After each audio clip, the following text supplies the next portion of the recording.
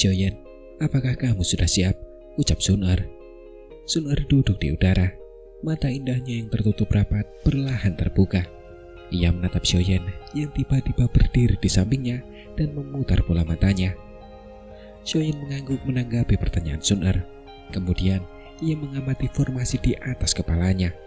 Formasi ini terbentuk dengan menghubungkan beberapa garis api samar, tetapi ada hawa dingin samar yang terpancar darinya. Ini adalah formasi api dingin. Dogi dingin semacam ini bukanlah kabut dingin biasa. Sebaliknya, ini adalah sesuatu yang dihasilkan setelah suhu dinaikkan ke tingkat tertentu. Biasanya, ini adalah api dingin yang agak unik. Meskipun formasi ini tidak semenakutkan yang ditampakkan oleh sentrate iblis pemurnian, formasi ini masih dapat sedikit menekan api teratai iblis pemurnian, ucap Xiaoyan menunjuk formasi di atas kepalanya dan menjelaskan kepada Sun-er yang seolah menunjukkan keraguan di mata cantiknya. Sun-er pun segera mengangguk dan mengerti setelah mendengar penjelasan ini. Aku akan segera bertindak untuk memurnikan api teratai iblis pemurnian ini. Sun-er, bantu aku mengawasinya, ucap Xiaoyan tersenyum. Tatapannya juga beralih ke api teratai iblis pemurnian saat ia berbicara dengan ekspresi muram. Baiklah, ucap Sun-er. Wajah Sun-er menjadi jauh lebih serius. Memurnikan api teratai iblis pemurnian bukanlah tugas yang mudah. Jika tidak dilakukan dengan benar, seseorang bahkan mungkin akan dimurnikan menjadi abu oleh api teratai iblis pemurnian. Xiaoyan tentu menyadari risiko tersebut, tetapi ia tidak punya waktu untuk mempertimbangkan semua bahaya saat ini. Segel tangannya berubah dan formasi di langit mulai berputar cepat sebelum udara dingin yang luar biasa padat meletus di dalamnya.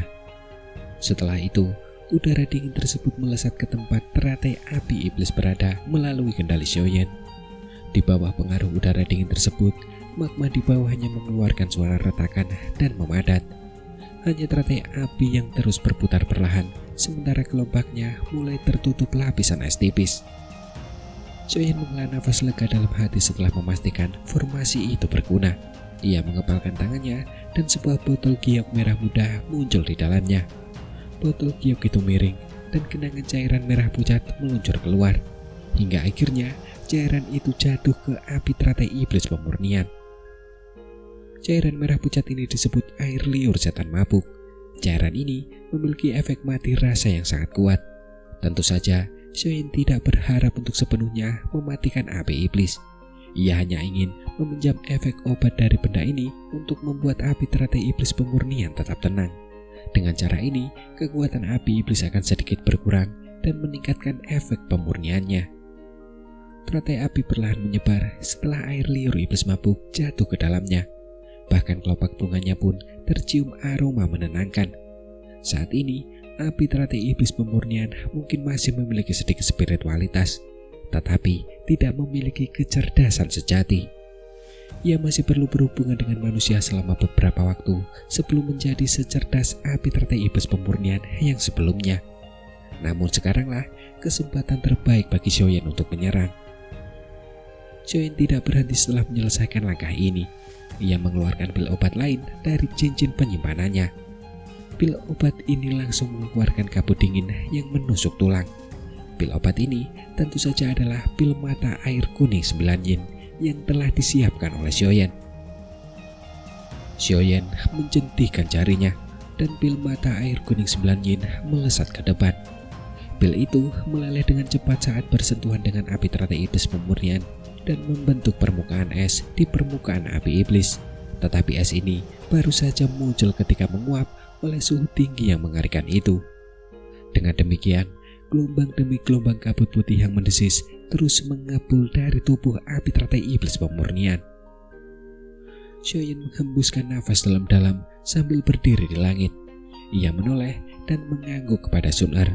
Setelah itu, ia tiba-tiba membalikkan badan. Tubuhnya berkelebat dan muncul di hadapan api teratai iblis pemurnian. Pada saat itu, kelopak bunga teratai di tubuh api teratai iblis pemurnian telah terkulai, memperlihatkan kukusan api merah muda di tengahnya. Kukusan api itu tampak seperti bayi yang baru lahir. Suhu tinggi yang membuat jiwa seseorang bergetar terpancar dari kukusan api merah muda itu. Mata Xiaoyan memanah saat ia menatap kukusan api merah muda ini. Dan inilah esensi api iblis yang sesungguhnya. Ukuran kecil makhluk ini tak bisa diremehkan. Gugusan kecil ini bisa membakar para ahli di bintang ke-6 kelas doseng menjadi abu jika mereka tak sengaja membiarkannya masuk dalam tubuh mereka. Kekuatannya yang mengerikan tak perlu diragukan lagi. Xiaoyan menatap gumpalan esensi api iblis ini. Api surgawi di dalam tubuhnya juga mulai bersirkulasi dengan liar, hingga akhirnya api tersebut menggumpal di permukaan tubuhnya. Tetapi api surgawi yang kuat ini, yang merupakan gabungan dari banyak api surgawi, tampak agak lambat saat berkumpul di permukaan tubuhnya. Sementara api surgawinya tampak jauh lebih redup karena terhalang oleh api teratai iblis pemurnian. 3 api teratas dalam peringkat api surgawi semuanya adalah raja-raja api surgawi. Api surgawi biasa akan kehilangan kekuatannya setelah bertemu dengan salah satu raja tersebut. Meskipun api surgawi Xiaoyan merupakan gabungan dari 5 api surgawi, namun tetap saja ia tidak mampu melawan api teratai iblis pemurnian ini. Xiaoyan tak sempat mengkhawatirkan redupnya api surgawi di tubuhnya.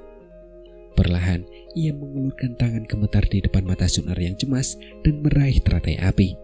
Setelah itu, ia meraih gugusan api merah muda itu. Saat tangan Xiaoyan menyentuh api merah muda itu, api-api kecil itu langsung membesar. Api-api itu berubah menjadi kobaran api yang dahsyat dan melilit tubuh Xiaoyan. Suhu yang mengerikan tiba-tiba meletus. Bahkan langit pun berubah pada saat ini. "Kakak Xiaoyan," ucap Sun Er. Perubahan tak terduga ini mengejutkan Sun Er. Ia pun buru-buru berdiri. Mata indahnya tampak cemas tak tertandingi saat menatap gugusan api merah muda itu.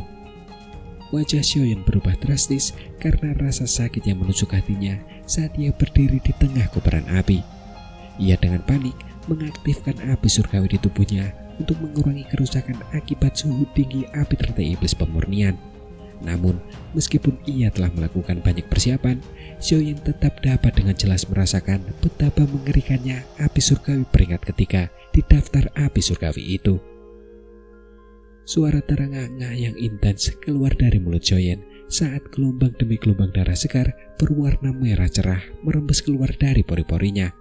Tetapi darah ini baru saja muncul ketika mengeras menjadi kutikula yang melekat erat pada kulitnya.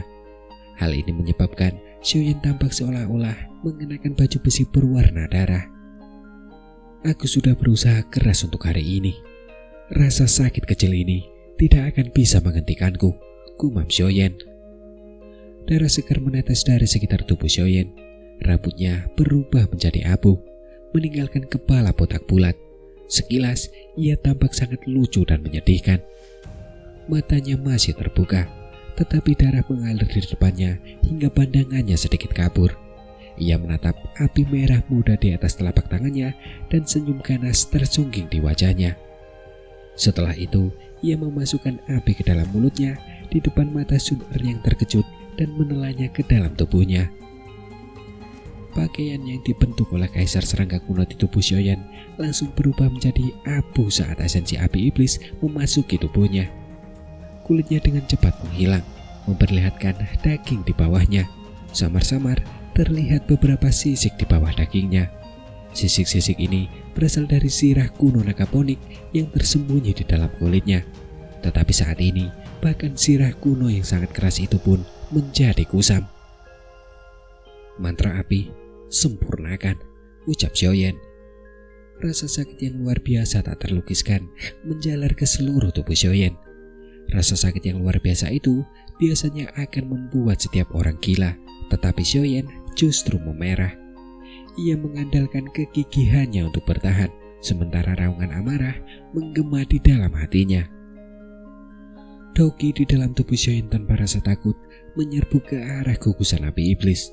Setelah itu, Doqi dengan kuat melilit mereka dan mulai mengalirkannya di sepanjang jalur mantra api. Esensi api iblis nampaknya telah mendeteksi sesuatu ketika mereka merasakan proses pemurnian mantra api. Itu menyebabkan mereka melawan dengan keras. Suhu api menjadi semakin mengerikan, menyebabkan beberapa pembuluh darah lemah di dalam tubuh Xiaoyan berubah menjadi debu. Bahkan beberapa tulangnya menunjukkan tanda-tanda melemah. Di sisi lain, Sun Er dengan waspada mengamati Xiaoyan yang meraung dan meronta dari dunia magma dengan kaget. Tubuhnya telah menyusut setengah dan tampak sangat menakutkan.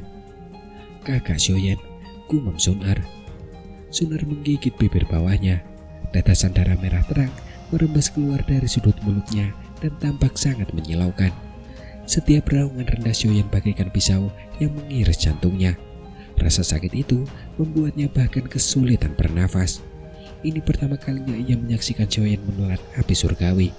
Meskipun ia tidak merasakannya sendiri, ia bisa merasakan rasa sakit yang luar biasa hebatnya yang berasal dari pemurnian api surgawi. Xiaoyan telah berlatih sendiri selama bertahun-tahun. Orang lain mungkin menyaksikan kecepatan latihannya yang luar biasa, tetapi mereka tidak menyadari harga yang harus ia bayar untuk kekuatannya. "Sempurnakan," ucap Xiaoyan. Raungan mendesis Xiaoyan kembali menggema dari api yang mengerikan itu. Tetapi sekeras apapun ia berusaha, tubuhnya terus mengalami kerusakan. Kekuatan api teratai iblis pemurnian terlalu besar dan dahsyat. Mustahil baginya untuk menahannya sendirian. Api yang mengerikan itu memasuki seluruh tubuhnya dan juga memenuhi hatinya. Di sisi lain, mustahil untuk memadamkan api ini, dan cepat atau lambat, tubuh Xiaoyan akan terbakar habis. "Jika ini terus berlanjut, kakak Xiaoyan pasti akan mati," gumam Sun Er. Tangan Sun Er mengusap air mata kristal yang jatuh dari sudut matanya karena sakit hatinya. Namun sesaat kemudian, api keemasan tiba-tiba menyebar keluar dari tubuhnya. Tubuhnya membentuk lengkungan indah di langit sebelum mendarat di gugusan api yang menyiksa Xiaoyan dengan brutal. "Sun Er, kau," ucap Xiaoyan. Orang yang tiba-tiba menerobos masuk membuat Xiaoyan sedikit tersadar dari rasa sakit yang hebat. Matanya terbuka saat ia berteriak dengan marah. Tetapi sosok cantik yang telah menerjang api itu memeluk tubuhnya seperti getaran setelah ia berteriak. Sentuhan lembut dan aroma yang menenangkan itu bagaikan percikan api yang langsung menyalakan api liar di dalam tubuh Xiaoyan. Xiaoyan memeluk erat sosok cantik, halus, dan seindah Giong itu. Ia terengah-engah sementara matanya kembali jernih. Ia jelas mengerti apa yang akan terjadi jika ini terus berlanjut. Sama seperti saat bersama Medusa dulu, hanya saja ia tidak sadarkan diri saat itu. Namun kali ini ia masih terjaga. "Kakak Xiaoyan, kamu hanya bisa menyempurnakannya jika kita bersama," ucap Sun Er. Sun Er menunjukkan wajah yang sangat cantik. Giginya menggigit lembut daun telinga Xiaoyan seolah merayunya dengan suara yang memikat. Kata-kata lembut itu akhirnya membuat Xiaoyan memerah. Ia meraung pelan seperti binatang buas. Dengan suara robekan, pakaian lembutnya terkoyak liar sebelum berubah menjadi abu karena suhu tinggi. Suasana romantis pun segera menyelimuti dunia ini. Suhu tinggi merasuki wilayah magma. Api berkobar dan menyebar bak naga yang mengamuk. Permukaan laut magma yang luas sesekali meletus dan membentuk pilar-pilar api yang dahsyat. Namun pilar-pilar api ini segera berhamburan turun dari langit bagai hujan. Terdapat pula api merah muda berukuran 1000 kaki, sekitar 100 kaki di atas permukaan laut magma. Api berkobar hebat, sementara gelombang demi gelombang kekuatan destruktif merembes keluar, menyebabkan ruang di sekitarnya perlahan terdistorsi. Jika mata seseorang bisa melihat ke dalam bola api itu, samar-samar terlihat dua orang yang saling terikat erat. Api keemasan dan ungu coklat mengelilingi masing-masing sosok dan menghalangi api iblis itu yang mencoba menyerbu dari segala arah. Sosok manusia di dalam bola api itu tentu saja Xiaoyan dan Sun Er. Kondisi Xiaoyan jauh lebih baik setelah mendapatkan bantuan Sun Er.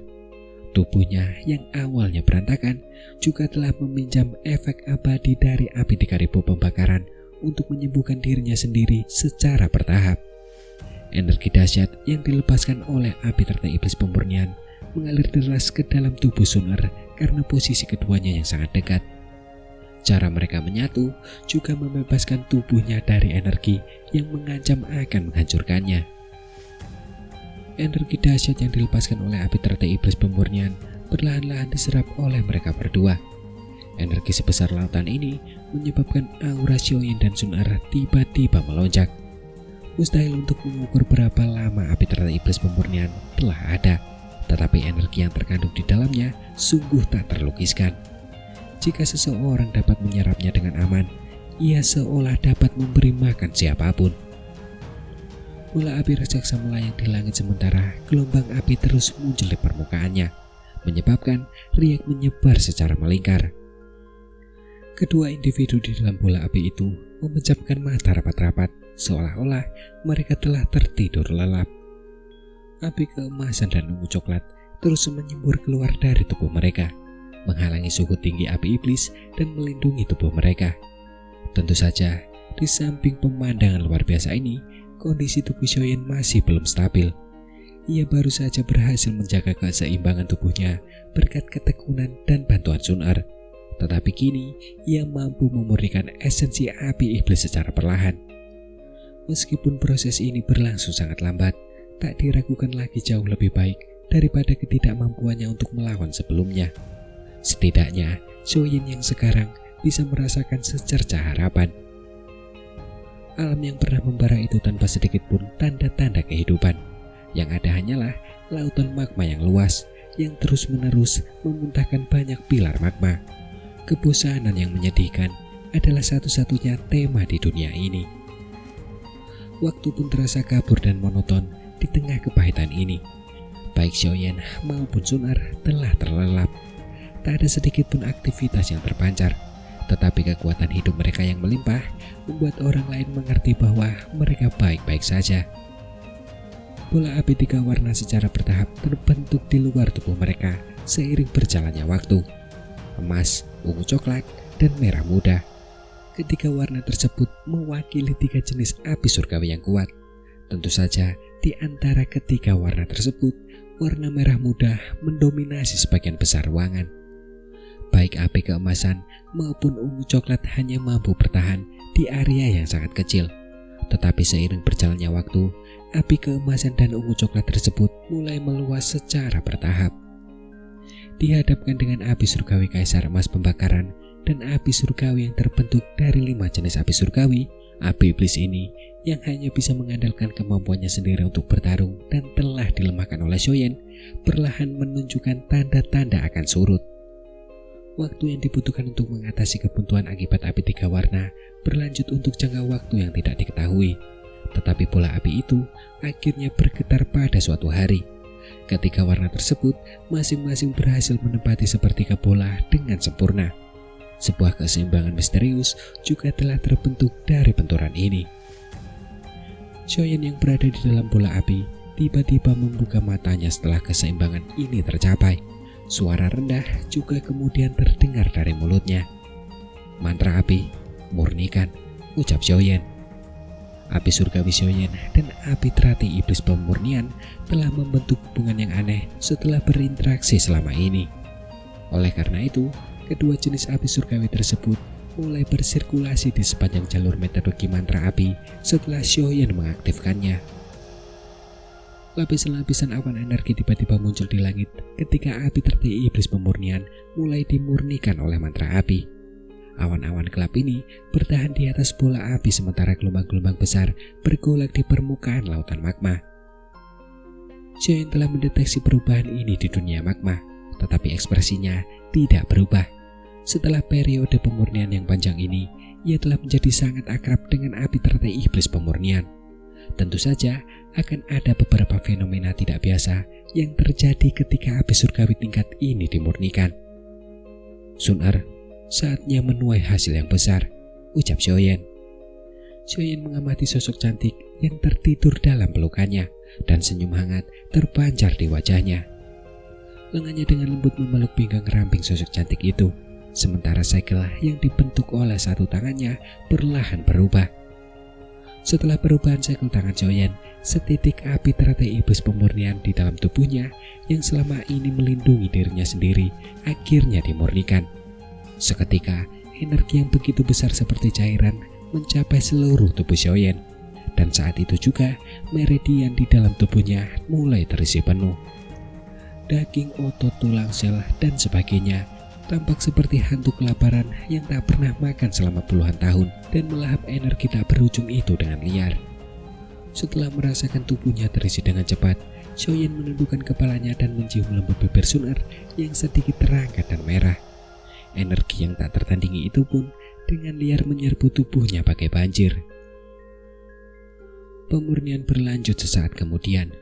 Gelombang energi seperti air bah beredar di sekitar tubuh Xiaoyan setelah dimurnikan sebelum akhirnya disalurkan ke tubuh Sun Er. Setelah diserap oleh tubuhnya, sebagian energi yang tersisa akan dialirkan kembali ke tubuh Xiaoyan. Terlebih lagi, energi yang ditransfer kembali menjadi jauh lebih murni. Namun selain itu, ada juga perasaan samar lain. Perasaan ini berasal dari api surgawi Kaisar Emas Pembakaran Langit. Seiring penyempurnaan ini berlanjut, Xiaoyan dan Sun Er perlahan-lahan mulai membentuk siklus yang sempurna. Energi dahsyat yang tak berujung mengalir ke seluruh tubuh Xiaoyan dan Sun Er berulang kali. Aura mereka berdua pun semakin menanjak seiring berjalannya waktu. Seiring esensi api iblis perlahan kehilangan kemampuannya untuk membalas, bola api raksasa itu mulai mereda dan kekerasan liar di dalamnya melemah. Xiaoyan dan Sun Er terjerat erat dengan cara yang aneh di dalam air terjun api. Lapisan demi lapisan kristal merah muda keemasan yang berkedip-kedip perlahan muncul di sekitar mereka, hingga akhirnya kristal itu berubah menjadi benda seperti telur kristal yang melilit mereka berdua. Xiaoyan dan Sun Er lenyap sepenuhnya saat telur kristal ini terbentuk. Alam magma ini akhirnya hampa tanpa kehidupan. Cerita berpindah ke dataran tengah. Setahun telah berlalu sejak api iblis turun ke dunia. Namun, meskipun setahun telah berlalu, kisah-kisah agung dari masa itu masih dibicarakan banyak orang. Setahun bukanlah waktu yang lama atau singkat, tetapi banyak hal telah terjadi di dataran tengah dalam setahun. Tak lama setelah api iblis turun ke dunia, Aula Jiwa akhirnya mulai membalas dendam kepada aliansi Istana Langit atas penghancuran aula manusia. Sepertikah kota milik aliansi telah diserang, namun aliansi Istana Langit tidak menunjukkan tanda-tanda menyerah sedikit pun saat menghadapi serangan besar Aula Jiwa. Aliansi pun telah mengumpulkan pasukan dan mulai membalas. Dalam waktu singkat, kedua faksi super ini mulai bertarung bagai api dan air. Meskipun kedua belah pihak menderita kerugian besar, konfrontasi terakhir tidak terjadi. Lagi pula, aliansi Istana Langit saat ini tidak lagi sama seperti dulu. Dengan hadirnya para ahli kuat seperti Xian dan Xiaochen yang tidak lebih lemah dari ketua Aula Jiwa, bahkan ketua Aula Jiwa pun tidak memiliki keberanian untuk menyerbu markas aliansi. Terlebih lagi, leluhur dari Menara Pil itu mungkin tidak lagi berada di pavilion bintang jatuh, tetapi ia juga telah memberi Yalau dan yang lainnya cara untuk menghubunginya. Dengan bantuan ahli pamungkas seperti itu, Aula Jiwa tidak lagi mampu mengancam aliansi dengan permusuhan. Berkat berbagai alasan inilah, aliansi Istana Langit tidak terpuruk dalam perang besar-besaran melawan Aula Jiwa. Aliansi ini bahkan samar-samar menunjukkan tanda-tanda akan menang. Dengan demikian, reputasi aliansi Istana Langit mencapai puncaknya di dataran tengah. Terlebih lagi, tak satu pun faksi di masa lalu yang mampu meraih hasil sebaik ini melawan Aula Jiwa. Banyak orang menghela nafas lega karena aliansi ini. Posisi penguasa dataran tengah pun perlahan-lahan beralih dari Aula Jiwa ke aliansi Istana Langit yang baru. Klan Hun tampaknya tidak banyak memberikan bantuan kepada Aula Jiwa. Meskipun diam-diam telah mengirimkan beberapa ahli, para ahli ini tidak dapat memberikan Aula Jiwa keuntungan yang besar. Yalau dan yang lainnya pun hanya dapat mengaitkan kurangnya bantuan ini dengan pembatasan yang dibuat oleh klan Hun dalam perjanjian tersebut. Tentu saja, Yalau dan yang lainnya tidak lupa untuk terus memperhatikan titik di mana api iblis itu turun, bahkan saat mereka bertempur sengit dengan Aula Jiwa. Tetapi setiap penyelidikan hanya membuat mereka merasa kecewa. Area itu tidak menunjukkan sedikit pun aktivitas yang tidak biasa selama setahun ini. Jika segel naga di tangan Xian tidak masih ada, bahkan mereka pun akan berpikir bahwa sesuatu yang tidak diinginkan telah terjadi pada Xiaoyan dan Sun Er. mereka tidak punya solusi untuk situasi ini. Yang bisa mereka lakukan hanyalah secara bertahap memfokuskan perhatian mereka pada pertempuran melawan klan Hun. Sementara mata semua orang di dataran tengah tertarik pada pertempuran antara Aula Jiwa dan aliansi Istana Langit, berita yang mengguncang seluruh benua diam-diam menyebar dari sumber yang tidak diketahui. Klan Shi, salah satu dari 8 klan kuno, telah lenyap sepenuhnya secara misterius seperti halnya klan Ling. Dan oleh sebab itu, semua orang samar-samar dapat merasakan misteri yang menyelimuti dataran tengah. Klan Shi adalah salah satu dari 8 klan kuno. Meskipun tidak setenar klanku atau klan Hun, klan ini tetap merupakan salah satu dari 8 klan kuno dan bukan klan biasa. Klan Shi biasanya tidak menonjolkan diri dan jarang menyebarkan berita tentang mereka. Tetapi tidak menonjolkan diri bukan berarti mereka lemah. Klan Shi ini relatif kuat jika diukur dari kekuatan tempurnya. Klan Shi jauh lebih kuat daripada klan Ling yang merupakan klan pertama yang menghilang. Ada banyak individu kuat di dalam klan yang memiliki fondasi yang sangat kuat. Namun, sebuah faksi super yang memiliki fondasi sekuat itu kembali menghilang secara misterius dalam semalam. Membayangkan hilangnya klan itu saja sudah cukup untuk membuat hati seseorang merinding. Klan Shi telah menghilang dengan cara yang sama seperti klan Ling. Kedua wilayah mereka telah ditutup sebelum menghilang. Setelah wilayah mereka dibuka kembali, jutaan anggota klan dan warga keturunannya tidak dapat ditemukan dan tak satu pun dari mereka yang tersisa. Sekelompok ahli dari berbagai faksi merasakan hawa dingin menjalar dari kaki hingga ke hati mereka. Para ahli ini telah memasuki wilayah klan Shi dan mendapati wilayah itu benar-benar sunyi dan tak bernyawa. Lalu, keberadaan mengerikan macam apa yang mampu melenyapkan jutaan orang? Karena bahkan beberapa dari jutaan orang ini termasuk para ahli top dari klan Shi. Semua ahli itu adalah eksistensi dataran tengah yang dapat mengguncang dunia hanya dengan hentakan kaki. Namun anehnya, meskipun ada keberadaan seperti itu, klan Shi masih sepenuhnya dihapus dari dunia ini. Informasi mengenai hilangnya klan Shi bagaikan badai yang menyapu dataran tengah.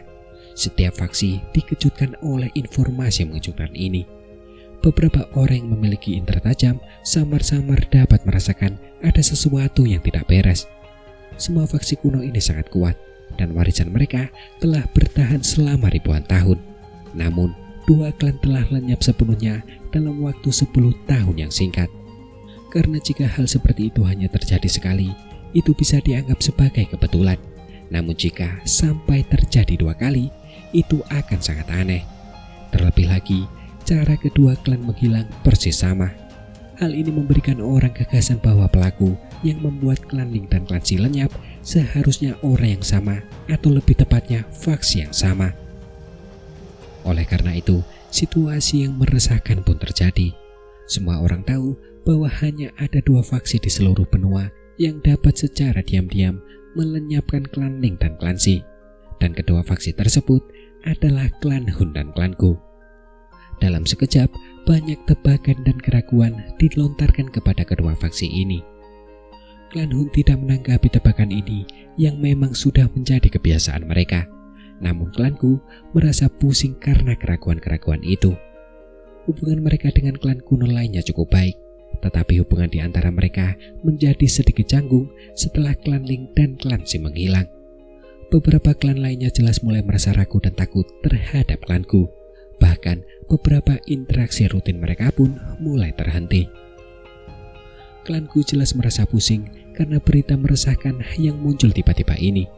Tetapi kejadian kali ini membuat mereka berhati-hati. Perkembangan ini jelas tidak menguntungkan klanku. Faksi yang menyerang kemungkinan besar sengaja melibatkan klanku dalam rencana mereka. Namun, petinggi klanku merasa ragu dan tidak yakin karena mereka tidak mengerti bagaimana mungkin klan Hun memiliki kekuatan yang begitu menakutkan jika mereka benar-benar pelakunya. Mereka bahkan telah berhasil menghindari penyelidikan banyak ahli klanku dan melenyapkan klan Ling dan klan Shi tanpa sepengetahuan siapapun. Atau mungkinkah ada keberadaan mengerikan lain yang tidak mereka ketahui di dataran tengah? Terlepas dari dugaan klanku, mereka tidak memiliki bukti yang membuktikan ketidakbersalahan mereka kepada 3 klan lainnya. Oleh karena itu, mereka hanya bisa diam menghadapi kecurigaan ini. Sementara klan Gu dan klan Hun tetap bungkam, 3 klan yang tersisa dalam klan kuno, yaitu klan Yao, klan Le, dan klan Yan, tiba-tiba mengumumkan aliansi 1 bulan setelah klan Si menghilang. Mereka menyebut diri mereka aliansi 3 klan. Pembentukan aliansi 3 klan memiliki dampak yang sangat besar pada faksi-faksi lain. Ini adalah pertama kalinya aliansi dibentuk oleh 3 klan kuno sejak zaman kuno. Lagi pula, klan-klan ini sangat kompetitif dan telah mengalami banyak konflik. Meninggalkan segalanya dan membentuk aliansi memang lebih mudah diucapkan daripada dilakukan. Tetapi kali ini, ketika klan merasakan kegelisahan yang luar biasa karena bahaya yang tak terduga. Mereka tidak ingin menjadi penerus klan Ling atau klan Si.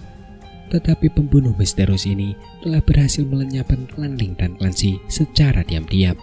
Jadi mungkin tidak akan terlalu sulit bagi pelaku untuk melenyapkan salah satu dari mereka. Demi melindungi garis keturunan klan mereka, mereka tidak punya pilihan lain selain membentuk aliansi saat ini.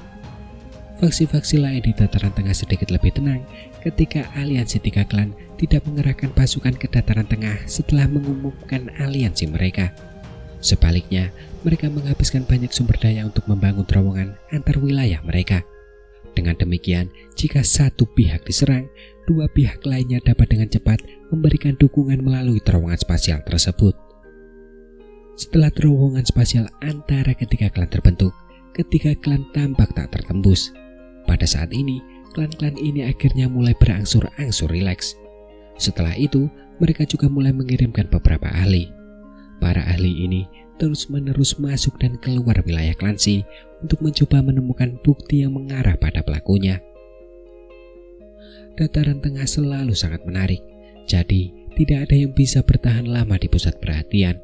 Bahkan peristiwa mengejutkan seperti hilangnya klan Si dan pembentukan aliansi oleh 3 klan secara bertahap menghilang dari sorotan sekitar setengah tahun kemudian.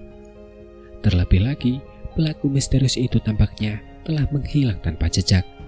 Hal itu membuat seseorang merasa gelisah namun juga sekaligus lega.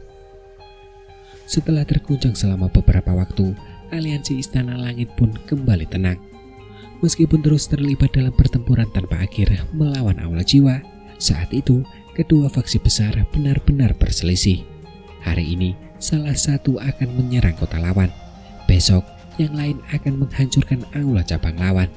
Mereka saling membalas dendam dalam pertempuran tanpa akhir. Namun, pertempuran jangka panjang mulai menguntungkan aliansi Istana Langit. Mereka memanfaatkan perang ini untuk mendapatkan lebih banyak kekuatan. Perang ini tidak hanya membuat kekuatan tempur aliansi langit menjadi kuat dan bersatu, tetapi juga menarik semakin banyak faksi kecil yang telah ditekan oleh klan Hun untuk bergabung dengan mereka. Oleh karena itu, selama 1,5 tahun perang ini, ukuran aliansi Istana Langit telah berkembang berkali-kali lipat dibandingkan sebelum perang. Bahkan jumlah ahli dalam aliansi juga tidak kalah dari Aula Jiwa. Mendapatkan kekuatan melalui perang telah memungkinkan aliansi tersebut tumbuh lebih kuat. Namun, ada satu hal yang membuat kelompok Yalau dipenuhi kekhawatiran dan kecemasan bahkan ketika kekuatan mereka melonjak. Sumber perasaan ini tentu saja Xiaoyan.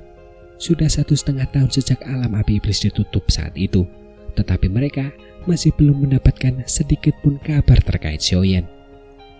Kurangnya kabar ini membuat banyak orang sedikit cemas. Ketua aliansi Istana Langit mungkin adalah Yalau, tetapi di hati banyak orang, punggung ramping dan kuat itu adalah penopang mental mereka. Mereka berpikir selama punggung ramping itu menopang mereka, aliansi Istana Langit tidak akan pernah runtuh. Namun betapapun cemasnya mereka, kenyataan itu kejam. Bahkan sampai sekarang, tidak ada aktivitas dari tempat itu. Waktu tak akan berhenti karena siapapun. Oleh karena itu, setelah api iblis disegel selama 2 tahun penuh, secercah harapan di hati banyak orang perlahan mulai meredup. Kelompok Yalau tak bisa berbuat apa-apa untuk membendung situasi seperti itu. Mereka hanya bisa menghentikan beberapa pertempuran ofensif dan beralih ke pertahanan.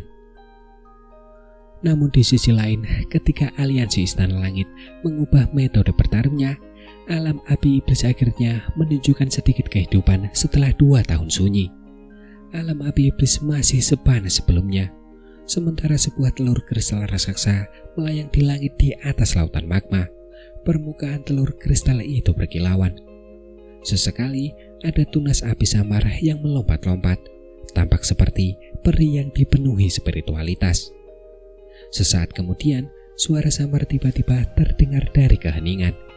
Jika mata melirik, permukaan telur kristal itu perlahan mulai retak. Setelah retakan perlahan muncul, retakan-retakan berikutnya mulai merambat naik di permukaan telur kristal. Hingga akhirnya sebuah cangkang kristal besar mulai berjatuhan dari sumber retakan. Cahaya merah muda dan keemasan tiba-tiba membumbung ke langit setelah telur kristal itu pecah. Hingga akhirnya cahaya ini berubah menjadi tirai yang berhamburan turun dari langit yang jauh. Sebuah lengan tiba-tiba terulur dari pilar cahaya, sementara sosok tubuh meregangkan pinggangnya yang malas dengan liar. Tulang-tulang di sekujur tubuhnya bahkan mengeluarkan suara gemuruh yang menggema di langit. Akhirnya, aku keluar dari tempat peristirahatanku, ucap Xiaoyan. Sosok telanjang melangkah keluar dari pilar cahaya. Siapa lagi yang mungkin memiliki wajah sosok itu selain Xiaoyan? Namun, rambut hitamnya tergurai di bahunya, membuatnya tampak bebas dan tampan. Jika seseorang mengamati matanya dengan seksama, orang akan menemukan bahwa matanya telah berubah menjadi 2 teratai api yang sangat kecil. Teratai-teratai itu berputar dan daya hisap misterius samar-samar terpancar darinya, seolah-olah jiwa seseorang dapat terseret ke dalamnya. Kakak Xiaoyan, kenapa kamu tidak mengenakan pakaian apapun? Ucap Sun Er. Suara jernih yang terdengar bagai mata air mengalir di lembah, diiringi rasa malu, muncul di belakang Xiaoyan tak lama setelah ia melangkah keluar dari pilar cahaya. Xiaoyan berbalik dan menatap sosok cantik itu yang rambut hitam panjangnya tergerai di pinggang rampingnya bagai air terjun. Mungkin karena ia tertidur saat berlatih, wajah Sun Er yang kini seindah buah persik itu kini kehilangan kelembutan. Sebaliknya, ia kini dipenuhi dengan pesona yang menggetarkan jiwa. Ditambah dengan sedikit rasa malu di wajahnya, hanya butuh sedikit lirikan dan Xiaoyan akan terpikat. Istriku memang sangat cantik, ucap Xiaoyan. Pria telanjang itu melangkah melewati udara kosong dan menggaruk kepalanya sebelum dia tersenyum dan memuji wanita yang tampak malu di depannya.